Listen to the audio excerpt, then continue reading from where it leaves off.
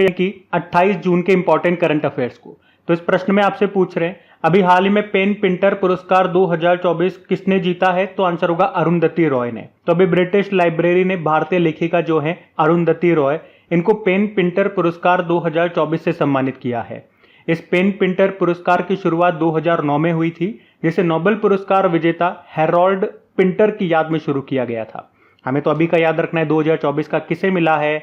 अरुंधति रॉय को। ये भारतीय लेखिका है, इसीलिए हमारे लिए ये नाम, ये पुरस्कार इंपॉर्टेंट हो जाता है। अरुंधति रॉय ये भारत के किस राज्य से बिलोंग करती हैं? तो मेघालय से बिलोंग करती हैं।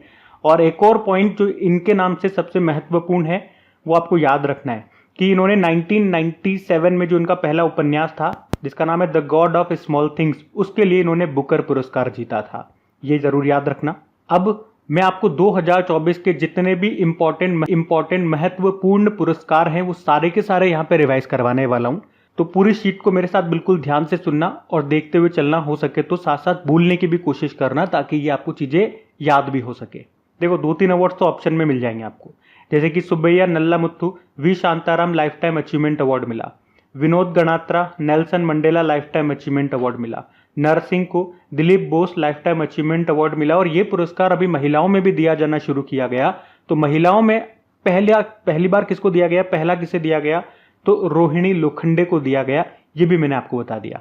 अब और देखो, जैसे कि अगर पूछे सैन्य gender advocate of the year award 2023 किसे मिला? राधिका सेन को। शॉ पुरस्कार जिसे पूर्व का नोबेल पुरस्कार कहते हैं, ये मिला श्रीनिवास आर कुलकर्णी को।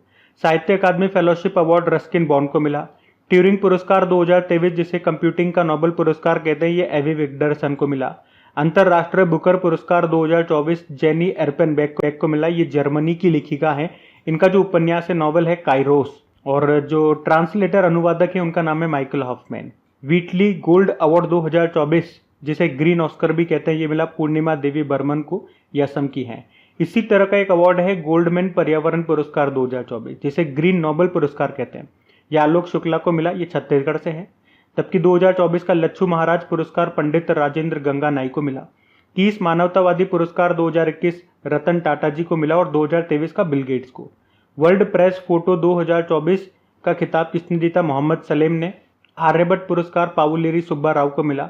लता दीनानाथ मंगेशकर पुरस्कार 2024 अमिताभ बच्चन को। एबेल पुरस्कार जिसे गणित का नोबेल पुरस्कार भी कहते हैं, मिशेल टेलाग्रेंट को मिला। इरास्मस पुरस्कार अमिताभ घोष को। 2024 का प्रित्जकर पुरस्कार रिकेन यामामोटो को। और मिस वर्ल्ड 2024 का खिताब क्रिस्टिना प्रिस्कोवा ने जीता, ये चेक रिपब्लिक की है। मिस यूनिवर्स 2023 का खिताब जीता था शेनिस पलासियो ने, वो निकारागुआ से हैं।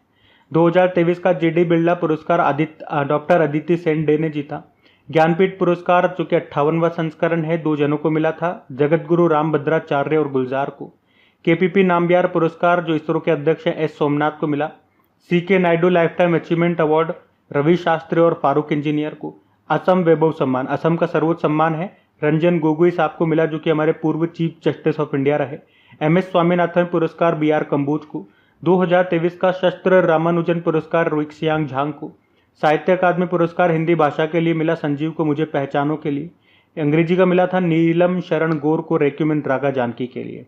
33वां व्यास सम्मान पुष्पा भारती को मिला यादें यादें और यादें के लिए। 33वां सरस्वती सम्मान प्रभा वर्मा को मिला रुद्र सात्विकम के लिए। और रेमन मैग्सेसे अवार्ड भी याद रख लो, 2023 में मिला था ये किसे? डॉक्टर रवि कन्नन। इंपॉर्टेंट है इसलिए मैंने लिया। आप देखेंगे ये 2024 के इंपॉर्टेंट अवार्ड्स हैं, सारे नहीं है, 2024 में बहुत सारे अवार्ड्स हैं, लेकिन उनमें भी जो सेलेक्टेड हैं, जो मोस्ट इंपॉर्टेंट है, वो मैं आपको रिवाइज करवाता हूँ। और अगर आप डेली रेगुलर क्रिक एग्जाम चैनल पे करंट अफेयर्स पढ़ते होंगे तो मैं दावे के साथ कह सकता हूं इसमें से बहुत सारे अवार्ड्स आपको यहीं पे याद हो चुके होंगे। लगभग अभी आप देखोगे इसी एक प्रश्न में मैंने आपको 33 इंपॉर्टेंट अवार्ड्स रिवाइज करा दिए। हर बार ये शीट को अपडेट कर करके, अगर इंपॉर्टेंट अवार्ड होता है तो मैं उसे अपडेट करके आपके सामने लेकर के आता हूँ और आपको रिवाइज करवाता हूँ बोल बोल करके। और आपसे भी बोलता हूँ मेरे साथ साथ बोला करो ताकि ये आपको याद हो सके यहीं पे, और याद है तो आपका रिविजन हो सके। चलो फिर अभी अगला प्रश्न देखते हैं। फिर आपसे पूछ रहे अभी हाल ही में भारत और किस देश के बीच में हॉपेक्स अभ्यास का आयोजन हुआ? तो आंसर होगा मिस्र यानी कि इजिप्ट। तो एक्सरसाइज का नाम है हॉपेक्स एक्सरसाइज। ये एक हवाई युद्ध अभ्यास है, यानी कि वायुसेना का अभ्यास है, एयरफोर्स का एक्सरसाइज है। सिंपल सा याद रखेंगे किस किस देश के बीच में हुआ, भारत और मिस्र के बीच में हुआ। और कहां पे हुआ? मिस्र में, इजिप्ट में ही हुआ। 21 से लेकर 26 जून 2024 तक हुआ। इसमें भारत की तरफ से राफेल फाइटर जेट्स ने हिस्सा लिया, C-17 ग्लोब मास्टर जो विमान है, और जो IL-78 मतलब ये हवा से हवा में ईंधन भरने वाला एक टैंकर है, एक जो विमान है, उसने इसमें हिस्सा लिया। और आपको याद हो तो ये सारे के सारे अभी अमेरिका में जो रेड फ्लैग एक्सरसाइज हुआ था वहां पे पार्टिसिपेट करने गए थे। तो एक्चुअली में हुआ क्या, वहां से जब ये भारत लौट रहे थे तो इजिप्ट में ये एक्सरसाइज का आयोजन होना था, तो ये भारत ना आकर के डायरेक्ट कहां पे चले गए, इजिप्ट में चले गए। अब मिलिट्री एक्सरसाइज वाला प्रश्न है। चलो 2024 के जो भी इंपॉर्टेंट मिलिट्री एक्सरसाइज हमने पढ़े मैं आपको यहाँ पे फिर से रिवाइज करवाता हूँ। तो देखो फिर, इस साल का जो सबसे पहला एक्सरसाइज हमने किया था वो डेजर्ट साइक्लोन था।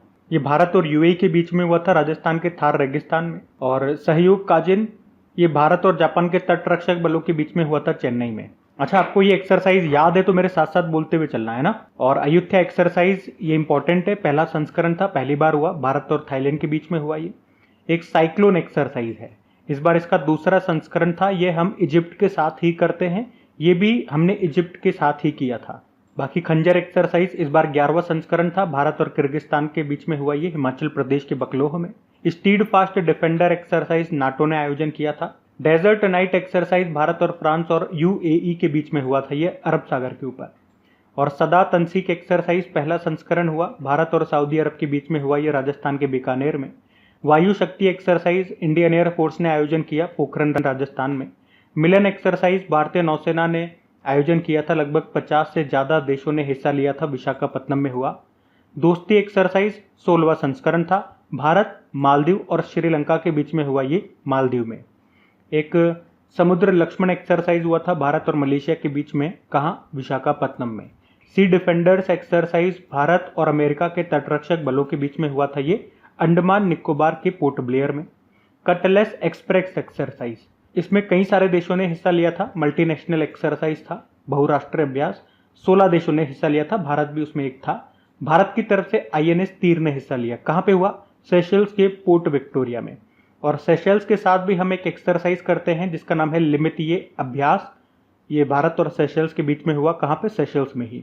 एक टाइगर ट्रैम्प भी हमने देखा, भारत और अमेरिका के बीच में हुआ था, ये कहाँ पे, भारत के पूर्वी समुद्री तट पर। ये एक ट्राई सर्विस एक्सरसाइज है। एक गगन शक्ति अभ्यास है, इंडियन एयरफोर्स ने इसका आयोजन किया था, ये भारत के कई स्थानों पे हुआ था, 10 दिनों तक चला था। धर्मागार्जन एक्सरसाइज भारत और जापान के बीच में हुआ, राजस्थान में। डस्टलिक एक्सरसाइज इस बार इसका ये 5वां संस्करण था, भारत और उज्बेकिस्तान के बीच में हुआ था, कहाँ, उज्बेकिस्तान में ही। सागर कवच एक्सरसाइज, इसमें भारत की जितनी भी समुद्री सुरक्षा एजेंसियां हैं उन्होंने हिस्सा लिया था। और विक्टस हेज की अगर बात करते हैं तो ये अंतरिक्ष में पहली बार एक युद्ध अभ्यास कराने की घोषणा की थी, किसने, अमेरिका की जो स्पेस फोर्स है उसने, नाम है विक्टस हेज। पूर्वी लहर अभ्यास भारतीय नौसेना ने आयोजन किया था। गगन स्ट्राइक सेकंड अभ्यास भारतीय सेना और वायुसेना के बीच में हुआ था, ये पंजाब में। शक्ति एक्सरसाइज भारत और फ्रांस के बीच में हुआ था, ये मेघालय के उमरोई में। तारकश एक्सरसाइज 7वां संस्करण था, भारत और अमेरिका के बीच में हुआ, ये कहाँ पे, कोलकाता में। रेड फ्लैग एक्सरसाइज बहुसैन्य अभ्यास है, बहुत सारे देशों ने हिस्सा लिया, भारत ने भी हिस्सा लिया, मैंने अभी इसके बारे में बताया आपको। अमेरिका के अलास्का में हुआ था। रिम एक्सरसाइज मतलब Rim of the Pacific exercise, ये दुनिया का सबसे बड़ा इंटरनेशनल मैरीटाइम एक्सरसाइज है, 29 नंबर का एडिशन हुआ, बहुत सारे देशों ने हिस्सा लिया। भारत की तरफ से INS शिवालिक ने हिस्सा लिया था, अमेरिका के हवाई द्वीप में हुआ ये। और जिमेक्स एक्सरसाइज 8वां संस्करण था, भारत और जापान के बीच में हुआ, ये जापान में। अभी तरंग शक्ति एक्सरसाइज के बारे में भी हमने पढ़ा था, अभी ये हुआ नहीं है, होगा इसी साल अगस्त में होगा ये। इंडियन एयरफोर्स इसका आयोजन करेगा, लगभग 10 देश इसमें हिस्सा ले रहे हैं। तो ये 2024 के सारे इंपॉर्टेंट एक्सरसाइज मैंने आपको एक बार फिर से रिवाइज करा दी। और हाँ, अगर सेशन अच्छा लग रहा है, मेहनत अच्छी लगती है तो प्लीज़ वीडियो को लाइक ज़रूर करना। अगर आपने नहीं किया, भूल गए, तो प्लीज़ लास्ट का इंतज़ार न करें, आप लोग भूल जाते हो, तो बस एक टच ही करना है आपको मोबाइल में। अगर इन वीडियोस को या मुझे सपोर्ट करना चाहते हैं तो वीडियो को लाइक करके दोस्तों के साथ में एक बार शेयर ज़रूर कर देना प्लीज़। चलो फिर अभी अगला प्रश्न देखते हैं। फिर पूछ रहे, प्लास्टिक कचरे से बनी सड़क बनाने वाला देश का दूसरा सैन्य स्टेशन कौन सा